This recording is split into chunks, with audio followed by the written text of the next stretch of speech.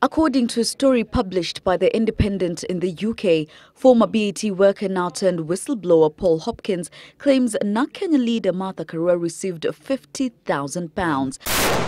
That's about 7.6 million shillings in an alleged election donation. The report claims that BAT paid the money to have her use her influence to block a rival firm from winning a multi-million-pound contract to supply Kenya with technology to combat cigarette smuggling.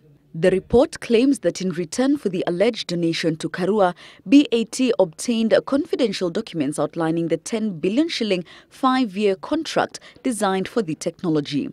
The cigarette maker is said to have had the contract deliberately delayed while they secretly lobbied to get their own system chosen.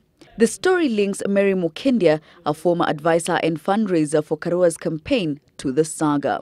The British newspaper says Hopkins and BAT's senior regional legal officer Naushad Ramoli negotiated the deal with Mukindia in a meeting that is understood to have been filmed. The Independent claims that it has seen emails between Hopkins and Mukindia's campaign email address in which the KRA contract is openly discussed. Karua, in her response through her lawyer Getobu Imanyara, says she remembers a 2 million shillings donation towards her election campaign from a businessman named Paul, affiliated with BAT.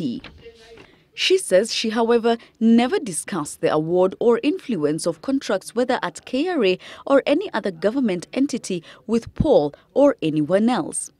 While strongly distancing herself from any part in the bribery scam, Karua has now asked The Independent to correct the report with her side of the story included.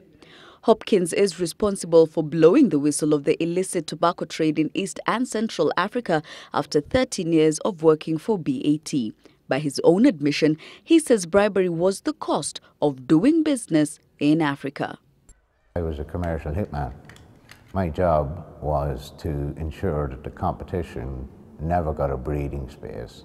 Karua becomes the second politician to be linked to BAT bribery scam after Quadco principal Moses Wetangula, who has since denied the claim. There would be no paper trail. Why would that happen? God. Wetangula is set to move to court on Monday to sue the BBC.